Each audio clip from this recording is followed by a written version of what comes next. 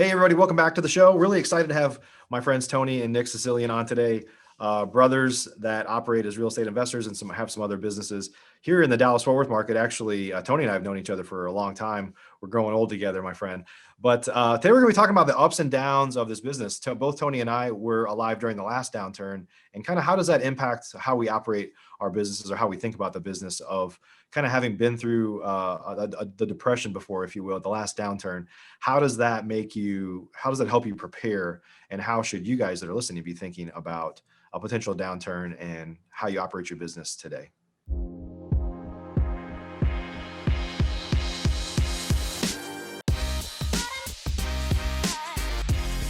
Professional real estate investors know that it's not really about the real estate. In fact, real estate is just a vehicle to freedom. A group of over 100 of the nation's leading real estate investors from across the country meet several times a year at the Investor Fuel Real Estate Mastermind to share ideas on how to strengthen each other's businesses, but also to come together as friends and build more fulfilling lives for all of those around us. On today's show, we're going to continue our conversation of fueling our businesses and fueling our lives. I'm glad you're here.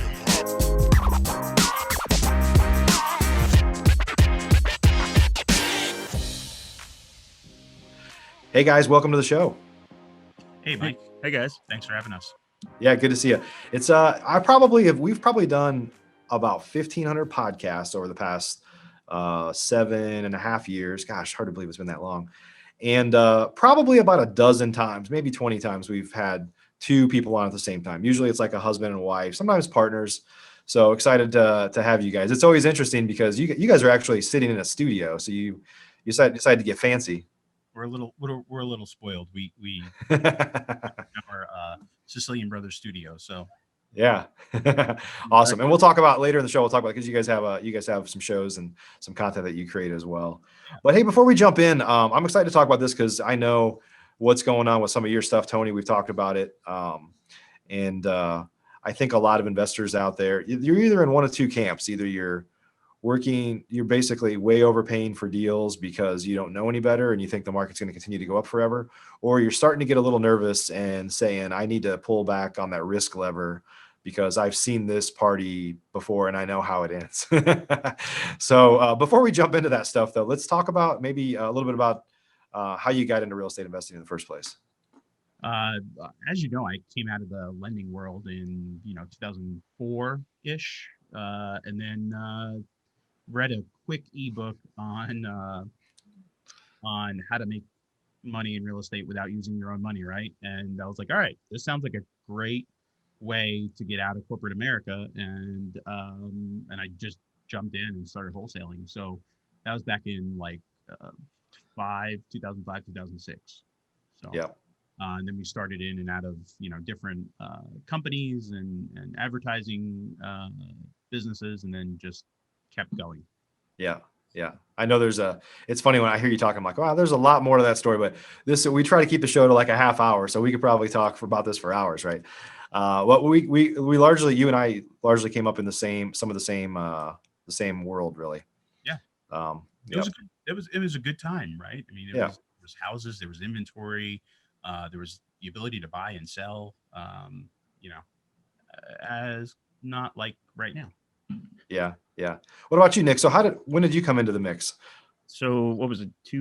Over 2 years ago now. Yeah. So I went to school. I was an engineer. I was a merchant marine, chief engineer offshore, and then had kids. It was getting too hard to work offshore. So Tony saw me having struggles with that.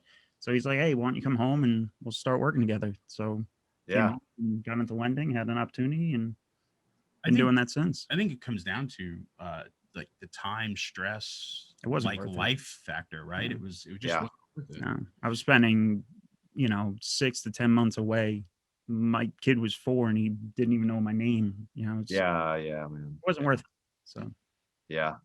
No, I think most people that I know didn't start in real estate investing. They found their way there usually from my story. It was from getting fired from a job I loved and going to work for another company that filed for bankruptcy. And I was like, I got to take control of this. I'd always been interested in real estate, but I've interviewed so many people. I always ask this question, how did you get started? And there's a common theme in that people weren't happy with where they were at, or they had some struggle that they had to overcome, and they're like just tired of really not having control and finding their way there. Little did they know at the time that the struggle will still continue. but it doesn't have to be as bad. These are like first world problems for us, right? Yeah. The stuff that we complain about, like we live great lives, we have amazing people around us. Real estate's afforded us to do a lot of things. Are there ups and downs? Like hell yeah, but it's still better than the alternative in most cases, right? To us, it is, yes. To us it is, right. Some people may not be able to stomach it, but so I want to talk about the fact, like we were talking about this for a while before we started recording today, and these are common discussions that guys like you and I would have, Tony, is like, hey, you've been through the downturn the last time, and you learned some lessons when you touch a hot stove, right? Or when you see people touching a hot stove or things happening. And now when we don't know where the market is. I mean, honestly, I thought it's going to take a downturn for the last 4 or 5 years, and it just hasn't. And we're in the Dallas-Fort Worth market, obviously, so it's a little bit insulated here more so than most markets because there's massive like population growth and lots of companies moving their headquarters here, and seems like DFW can do no wrong, but there will be limitations at some point. So maybe just talk a little bit about how, having been through a down cycle before, has you thinking now about how to prepare. Are you gun shy, or how do you feel? I'm definitely nervous. Nervous is about the best word I could use. Yeah. You know, when you go and you buy a house, you remember your days of walking, doing those buy calls. You kind of Yep. have to trust your gut, right? Like, what do I feel like I can do this foundation for?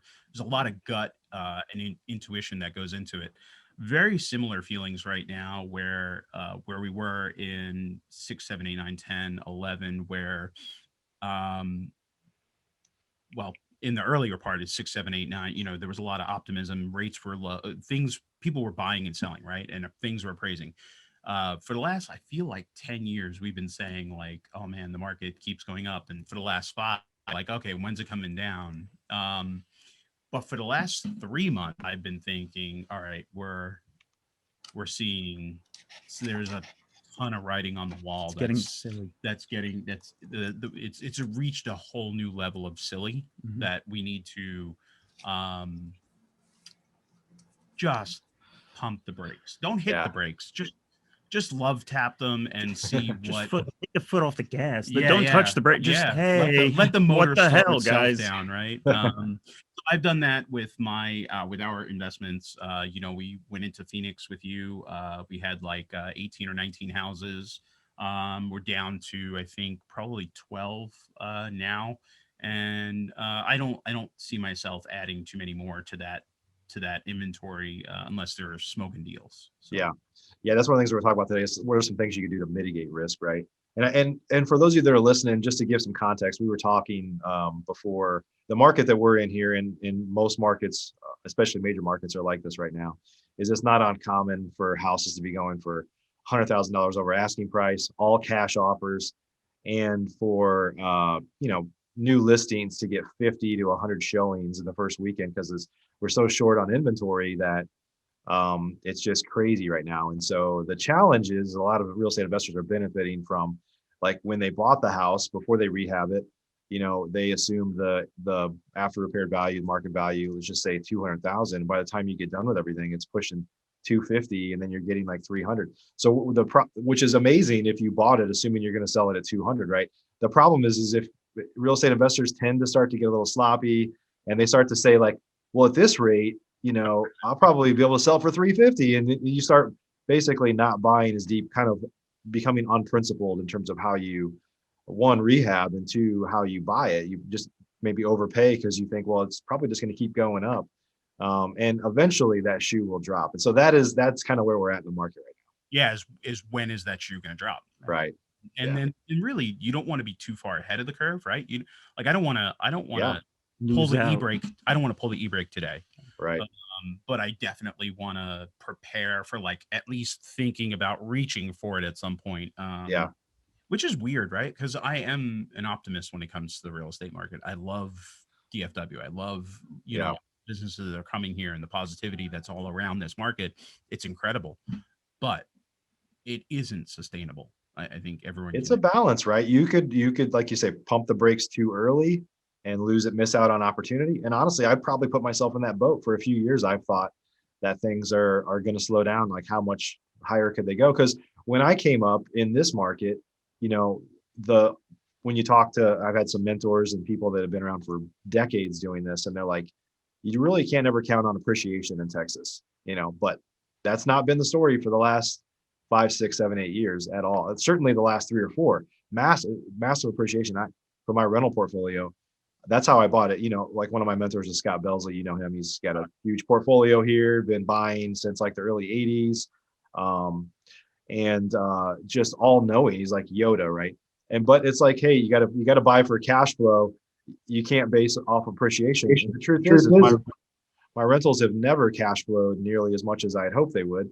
And appreciation has saved my butt over all these years. And it's actually been amazing, right? I've created a lot of wealth on paper for sure because of the appreciation, but it's not something I counted on. And I don't, again, I don't see, even guys like that, right? We have breakfast with them once a month, and even guys like that are in a weird spot when those guys start to say, I don't know, like Yeah. I'm seriously officially like, oh man, we're not in trouble, but what do we do? Mike, do you know so let's just say one of your rentals in DFW, do you know what that appreciated in the last year by any chance? I don't know, like statistically, Yeah. but I do know, I mean, I've got houses that we bought for 15, 20,000 in like 2010, 11, 12, and they're worth like 120, 150,000 now, like insane. Like they've gone up 5x. Now I've put money into those deals too. So that's not all profit. And by the way, none of it's profit because it's all on paper because I'm still holding it. But, the appreciation has been massive. And the way that we see it, because we've kind of bought them and we like set it and forget it for the most part, is that you see it in your tax bills, right? You're like, there's no way this house, what are they like tripled my value. I'm not paying taxes on that. And we go look at the comps. We're like, oh, wow, it really has gone up that much. It's crazy. Yeah, it's scary. And that's something that we were, I was talking to Ryan about was the property taxes they're just so high. Yeah. But the one thing about DFW is they're investing the money back into the infrastructure, which is, I think, keeping the Dallas market going, right? The roads, the schools, you see a lot of development. And so I'm okay paying it, getting out of it what we're supposed to, theoretically speaking. What are you going to say about appreciation? I was just going to say, we're seeing it when we go to do an appraisal, right? We're going to refinance somebody that they just did a hard money loan, and the appraiser's having trouble justifying the appreciation. It's there, it's extra work, and it's crazy. Well, they're seeing, I think Brandon was saying it's like 15% he's seeing over a 1% appreciation in a month, and the reason that's a problem is because lenders start to get scared by that rapid at some point, right? Yeah, they'll go from like, you never have a problem with an appraisal, like it always appraises for above, to like, now they're pulling on old comps. They're like, oh, why are you using comps from like a year ago? And you just see that there's this switch that flips where they start to get conservative, or then all of a sudden stuff isn't appraising. And then that's when you start to see the market decline because people's loans are falling out, or they're having to go back and renegotiate. When you start to hear a lot of that stuff, which I'm not hearing yet.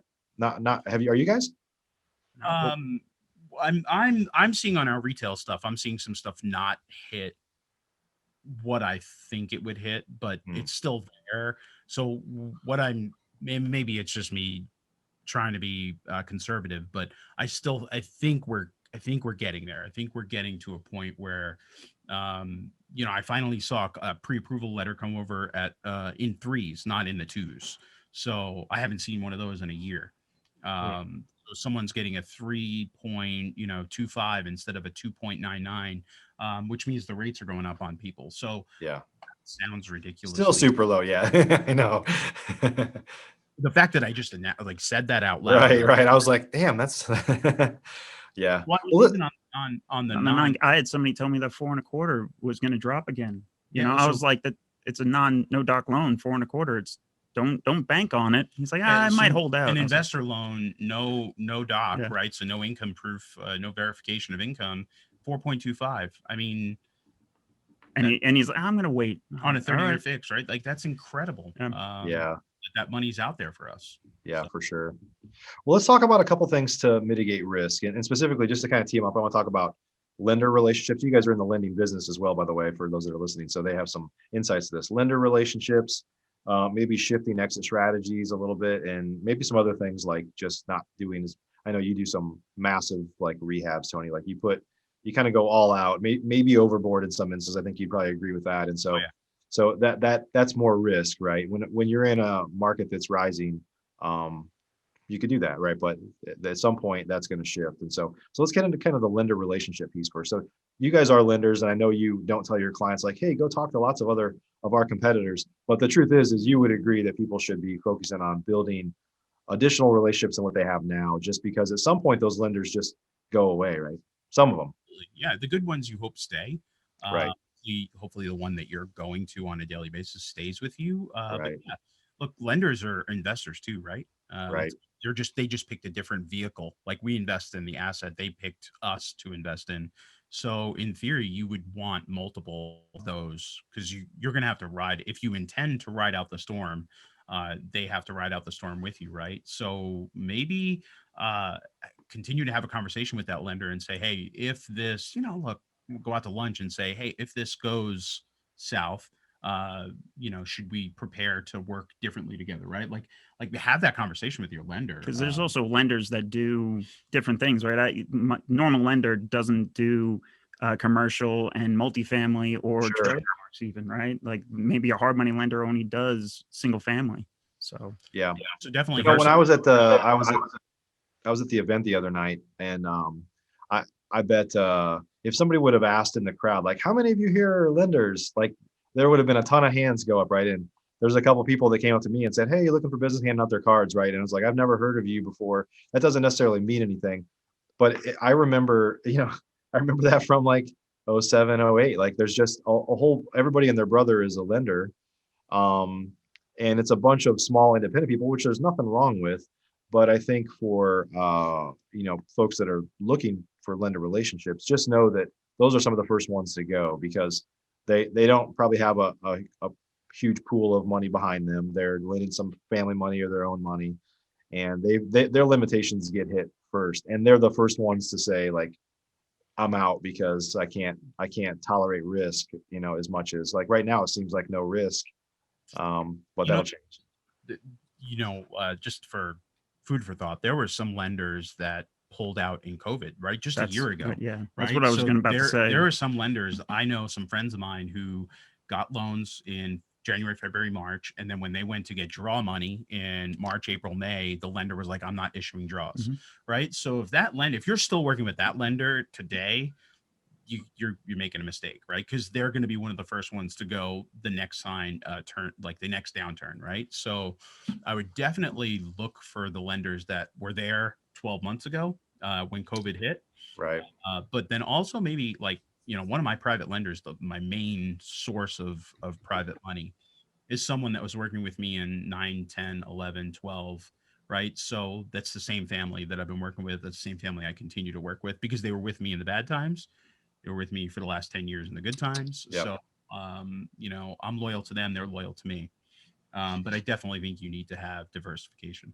Yeah, I think from a large lender standpoint, the types of lenders that are reselling their loans, like the reason that so I know, there's a couple that I know that stopped during COVID, temporarily, just because they were afraid they couldn't resell their loans, right? And they're waiting for to find out what the secondary market's gonna look like, right? And then some smaller people are using their own money, and they're like they're gonna go one way or another. They're either gonna be like, I don't know what's going on right now. That's scary to me. I'm stopping. Or I have these long-standing relationships. I've been through some ups and downs before.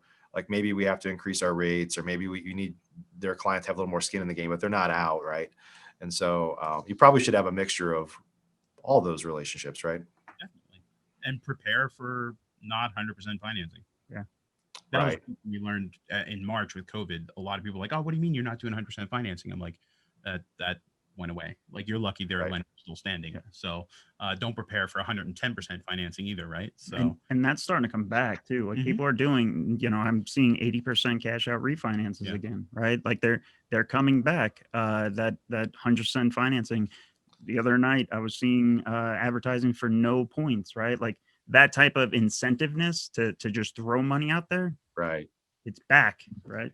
you talking Yeah. about the last downturn, Mike, and I think you could attest for this. There's more cash now than there was for us in 10, 11, 12. There's Yeah. way more liquidity today than there was then. That's the only difference I can see from the last downturn to this downturn is there's liquidity, which is scary. Yeah, there's a guy that I was talking to the other night at the event that we were at that said he's a lender, but a small lender, individual person for the most part. And I don't know how this even came up, but he made this reference that cash is trash. Like it's kind of worthless right now. It used to be cash is king. Not that having cash is a bad thing, but he's like everybody has cash, so that's why rates are so low right now. That's why a lot of lenders that beat each other over the head in terms of rates because they have access to capital. And so that will shift when the market shifts for sure. And Yeah. so just reading it, right? Reading it, talking to your lender on a daily basis and, or, whatever, on the frequent and Yeah. reading that. I think you should read that as much as you read your comps when you're doing your acquisitions. Yeah. I will say this, and this is a plug for you guys and lenders out there. Like when I first started in the business, like for several years, I thought lenders were like, like it was, I'm in competition with them. Even though I wasn't a lender, I'm like, I got to beat them up. Like they're going to try to get one over on me. I got to negotiate. I got to put the screw down the rates and all that stuff. But the truth is a good lender is a partner, right? They're going to help you stay safe. Just like you said, just talking to you guys or any other lender that's a worthwhile lender. They can say like, look, we're seeing some pressure on appraisals right now and kind of lead you through some things that you might not know otherwise, just lessons they've learned from their other clients, right? Absolutely. Yeah. They should be a resource, not just Dumb money. Yeah. deal, Right. Yep.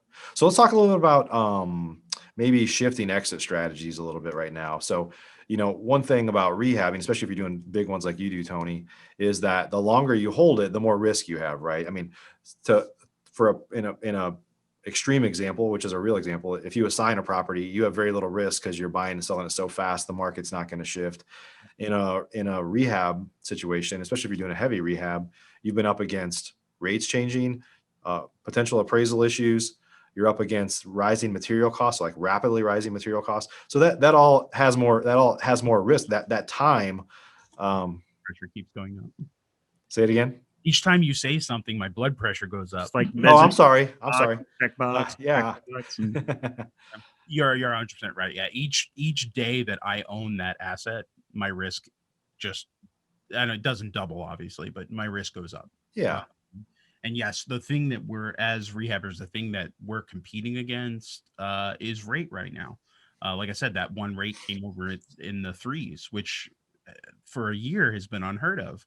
But you'd be surprised what a 3.25 compared to a 2.75 does to a conventional buyer, right? So, yeah, we're competing with, and then I saw an article for, we all know lumber is through the roof.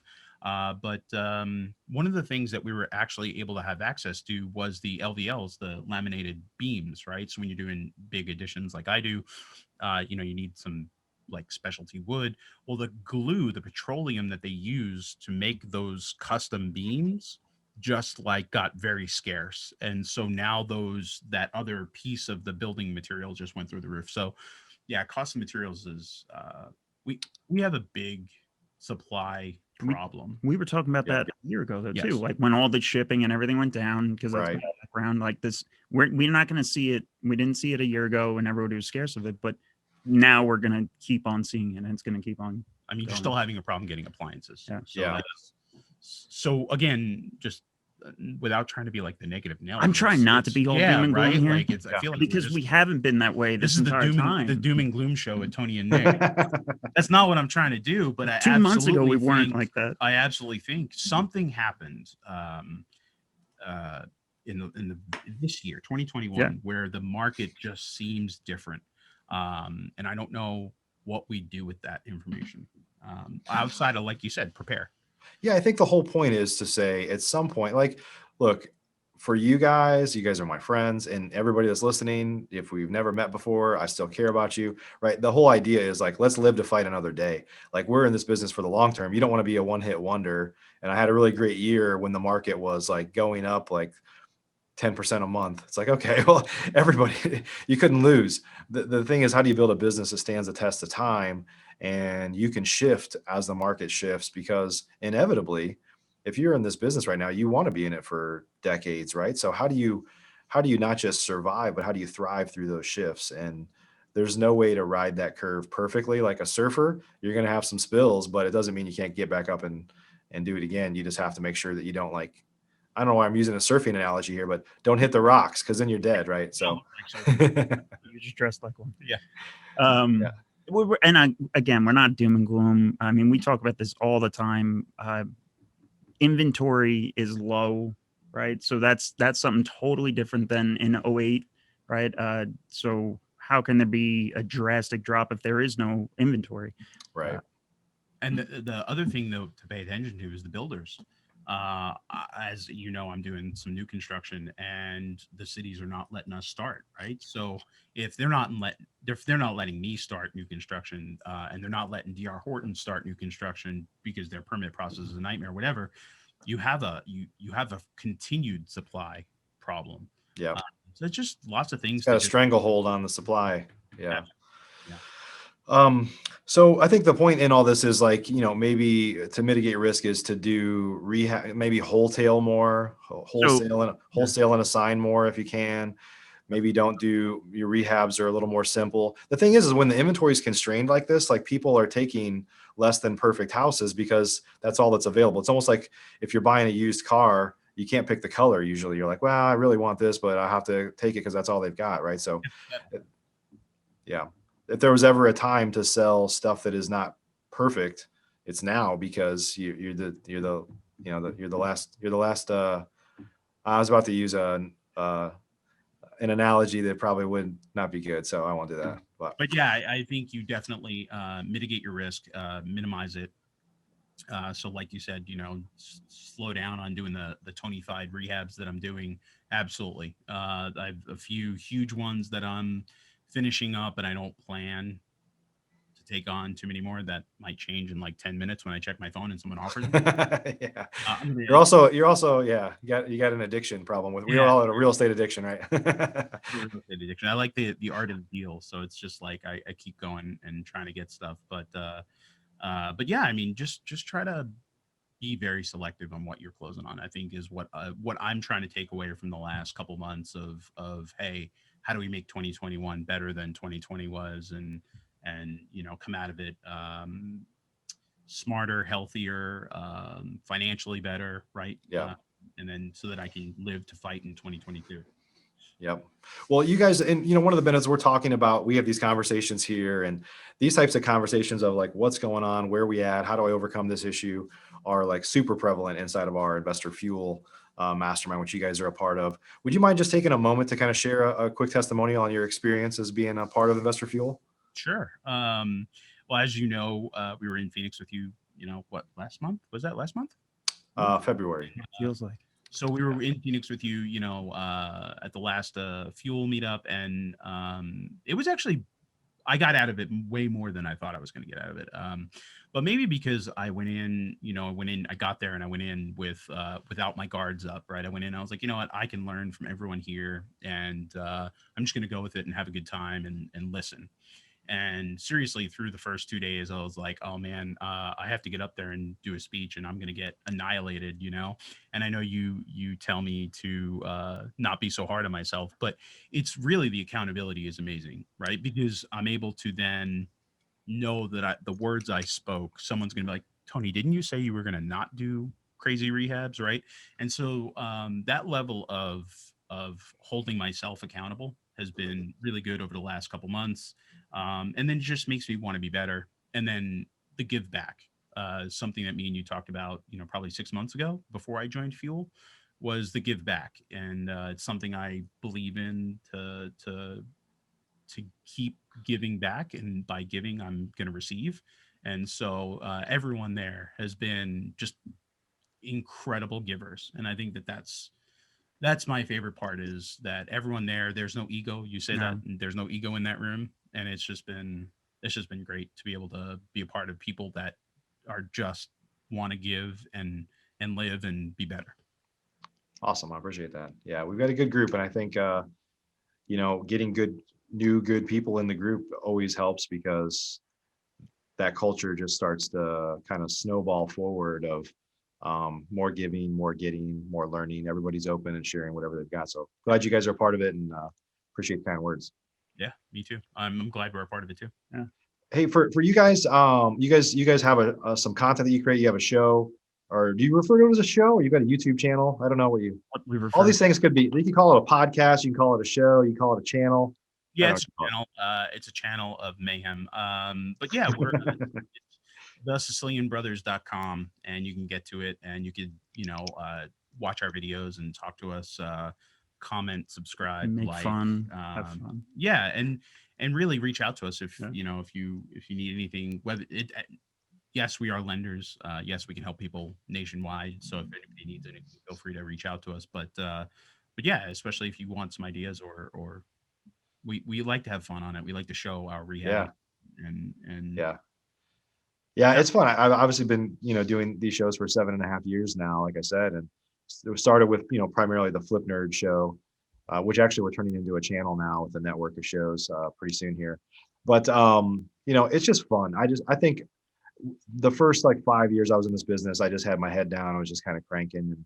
And then as time went by, I was like, I'm a social creature. So I love to talk to people and share ideas and stuff like that. And that's obviously eventually turned into the mastermind as a more formal process for getting together and sharing ideas. But I think creating content, especially the interview style where you talk to other people, is a ton of fun. So hey, just to clarify, so it's thesicilianbrothers.com. Is that how folks get there?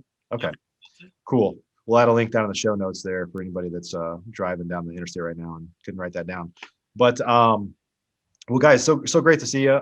Glad to talk, even though we're right in the same market. We should be able to talk more frequently. That's kind of how it goes. And we're back open to 100%. We can go out and have lunch sometime now. Yeah, that's right. That wouldn't have stopped us before either. But anyway, everybody, hey, thanks. Hopefully you got some value here. I think the key in the message in this show is just, don't put your head in the sand, but be safe. Live to fight another day, I guess, as we talked about.